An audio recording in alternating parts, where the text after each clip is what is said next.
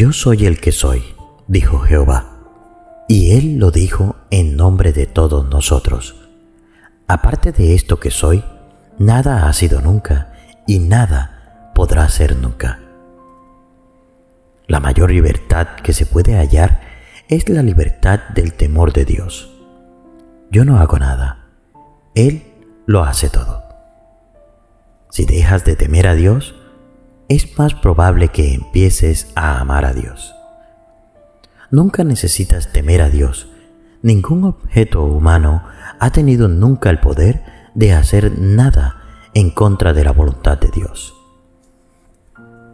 Ramakrishna dice: quien llega a conocer que solo es un instrumento en las manos del Señor, no tiene sentimientos egoístas.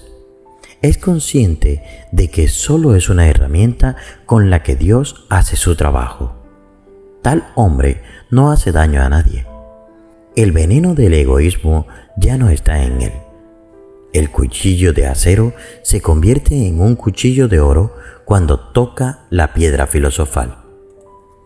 Aunque la forma del cuchillo sigue estando presente, ya no se usa para cortar.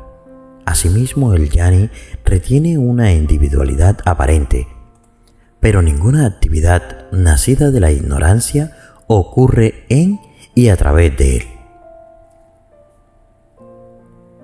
El Señor omnipresente no toma nota del mérito o del demérito de nadie. Lo que es siempre perfecto. La luz del Atman queda ocultada por la oscuridad de la ilusión. Y así es como los seres humanos somos engañados. En este verso se destruye firmemente el concepto de un Dios sentado en algún lugar sobre las nubes, mirando y llevando la cuenta detallada de cada pecado y de cada buena acción realizada por el ser humano, para que el individuo pueda ser premiado o castigado a su debido tiempo. Debe quedar claro que tal concepto está empapado de ignorancia. Tal concepto no puede prevalecer si uno está convencido de que ninguna acción puede ocurrir excepto por la voluntad de Dios.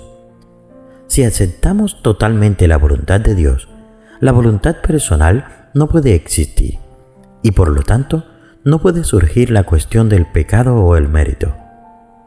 Este concepto evocará inmediatamente un argumento del tipo: si es la voluntad de Dios que cometa un asesinato, ¿por qué debería ser castigado por ello? La respuesta es asombrosamente simple. No hay ningún tú que sea castigado o recompensado. Ha sido la voluntad de Dios y el destino de ese organismo humano que se cometiera el asesinato. También es la voluntad de Dios y el destino de ese organismo ser castigado por ese acto.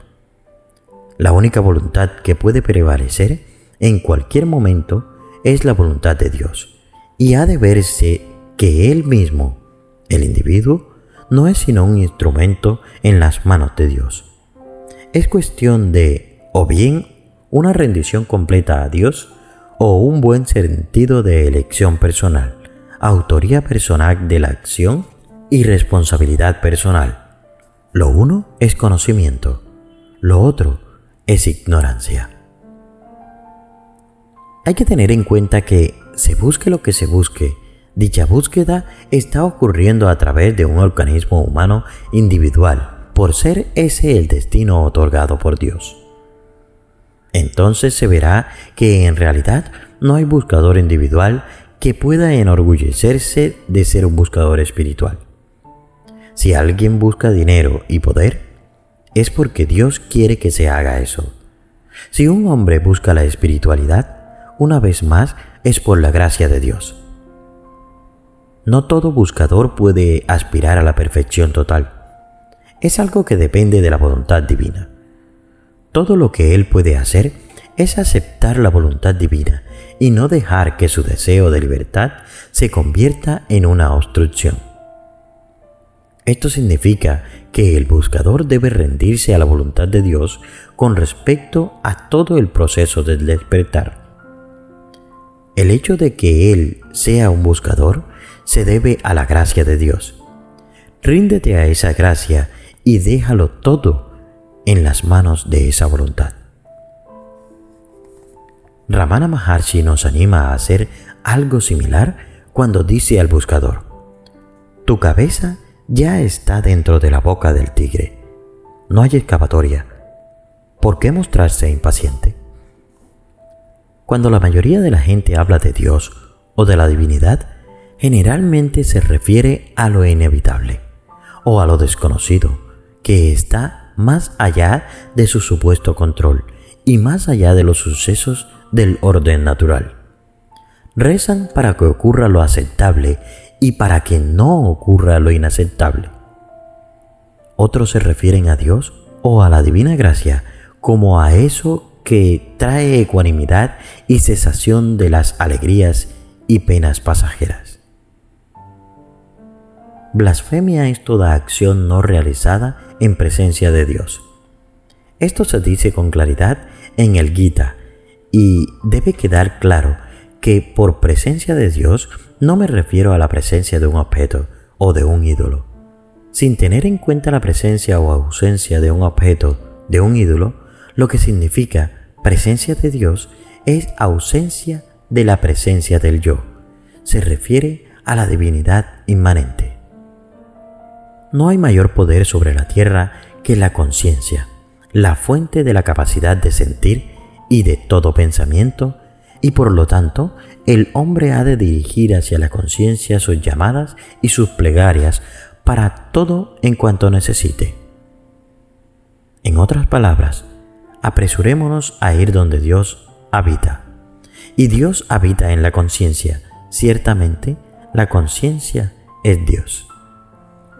Así que por más que el pensamiento trate de dejarla de lado, esta molesta pregunta persiste. Si Dios creó al universo, ¿quién creó a Dios? La pregunta misma está impregnada de una sensación de blasfemia y culpabilidad para el adulto. Pero el niño inocente de cierta edad no se siente satisfecho con las respuestas superficiales con las que el adulto podría intentar embaucarle. En realidad, lo que ha ocurrido es que el hombre ha conceptualizado a Dios a su propia imagen, atribuyéndole los más nobles sentimientos y cualidades que él desea, pero que carece. El intelecto es incapaz de llegar a lo que es más allá de Dios. La mayoría de las acciones o actuaciones casi perfectas y casi todos los trabajos creativos ocurren en un estado sin ego en los que se pone en práctica el principio hágase tu voluntad. En ausencia de ego, en ausencia de efectos psíquicos intelectuales, la totalidad de la mente asume la acción individual como parte del funcionamiento total y se aproxima a la perfección. Yo soy el Atman que habita en el corazón de cada criatura mortal. Yo soy el principio, yo soy la duración de la vida y yo soy el final de todos los seres. Bhagavad Gita. En este tema central del Bhagavad Gita, el Señor Krishna lo expresa enérgicamente. El significado está muy claro. Este es uno de los versos en los que podemos basar la meditación y tener mucho éxito. La totalidad de la enseñanza es inequívocamente un solo concepto. Todo lo que hay es la conciencia. Es no dos, lo cual es el significado de Advaita. No es que exista la manifestación y todos sus objetos más la conciencia, o cualquiera sea el nombre que le pongas a aquello que es innombrable. Todo lo que hay es la conciencia. No hay un ego que decida dedicarse a la búsqueda espiritual. Si este fuera el caso, habría dos: conciencia y ego. Solo hay uno sin segundo, Advaita puro. Todo lo que hay es conciencia. Ahora pon mucha atención a estas palabras. Cualquier cosa que cualquier sabio o cualquier escritura sagrada haya dicho en cualquier momento es un concepto y por ende puede ser aceptado o negado. Aceptar que yo no soy nada, que yo soy meramente un objeto, de la voluntad de Dios no es básicamente otra cosa que devoción pura. Así que lo que yo digo comienza estrictamente con hágase tu voluntad. Finalmente, si se escucha con decisión, entonces no habrá duda acerca de la enseñanza precisa que ocurre a través de estas palabras. Cuando se dice hágase tu voluntad, quiere decir que de hecho la voluntad de Dios siempre se está haciendo. Eso es correcto. Se estuvo haciendo, se está haciendo y se seguirá haciendo hasta el fin de los tiempos. Siempre se hará. Y es imposible que se haga nada que no sea la voluntad de Dios. Sin embargo, en verdad ese no es el punto relevante.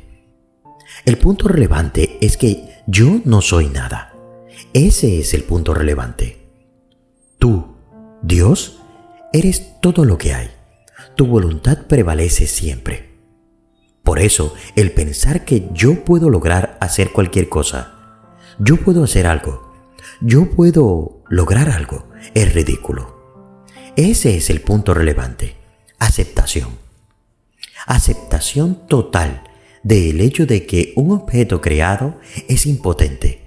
Es el punto relevante. La cuestión de quién es la voluntad que prevalece y tú le llamas Dios es un concepto necesario, ya que el individuo se encuentra indefenso. Así que la mente e intelecto crea un objeto que es todopoderoso y luego dice que todo sucede de acuerdo a su voluntad, lo que significa que no es mi voluntad. Así, aceptar que yo no soy nada, que yo soy meramente un objeto a merced de la voluntad de Dios, es básicamente la más pura devoción. Por ende, lo que digo comienza estrictamente con hágase tu voluntad. Luego de escuchar 5 o 6 videos, te das cuenta de que la totalidad de la enseñanza que ocurre a través de estos audios se plantea precisamente en 7 palabras. Todo lo que hay es la conciencia. O si lo prefieres, la conciencia es todo lo que hay. Eso es. Si el corazón intuye estas 7 palabras total y espontáneamente, entonces el proceso de búsqueda ha terminado y el evento final ha sucedido. En caso de no ser así, más conceptos se entregan y la enseñanza se disuelve de una forma simple. ¿Para quién? Ese es el punto. La búsqueda de la enseñanza ocurre a través de buscadores que creen que ellos están buscando algo resueltamente. Para estos buscadores, la enseñanza se desarrolla conceptualmente. En otras palabras, el concepto fundamental de todo lo que hay es conciencia es explicado de la única manera posible, con más conceptos. Tú no puedes cometer pecado ni puedes hacer obra meritoria. Tu comprensión original ha sido empañada por la ignorancia. Es por eso que piensas en términos de pecado o mérito. Esto es lo que Krishna dice a Arjuna al comienzo del Gita. Pero más tarde termina diciendo: ríndete ante mí y te salvaré de todos los pecados que no puedes evitar pensar que estás cometiendo. El que pienses que no puedes no cometer pecado también es la voluntad de Dios. Así que, de todas formas, piensas que estás cometiendo pecados. Ríndete ante mí y te salvaré de todos los pecados. Ríndete. Pero el chiste es que incluso el rendirse no está en tus manos.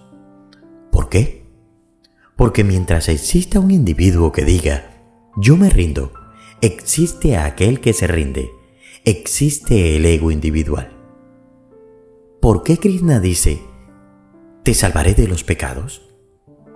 Porque sabe que la comprensión de Arjuna, que está basada en la programación específica de esos organismos cuerpo-mente, impide que comprenda la verdad en sus más altos niveles. Por eso Krishna desciende al nivel de Arjuna. En tu nivel, piensas que estás cometiendo pecados, así que ríndete a mí y te salvaré. Pero lo que estoy diciendo es que incluso el rendirse no está en las manos de Arjuna. La comprensión es: yo no puedo cometer pecados porque no hago acción alguna. Yo no hago acción alguna. ¿Cómo puedo cometer pecado alguno? Si esta comprensión ocurre súbitamente, si es la voluntad de Dios, entonces el resto es irrelevante. Pero si el organismo cuerpo-mente no está programado para que ocurra esta comprensión súbita, entonces Krishna desciende a los niveles más y más bajos de los millones de Arjunas. Tú, yo, él, donde todavía existe un yo, tú, él.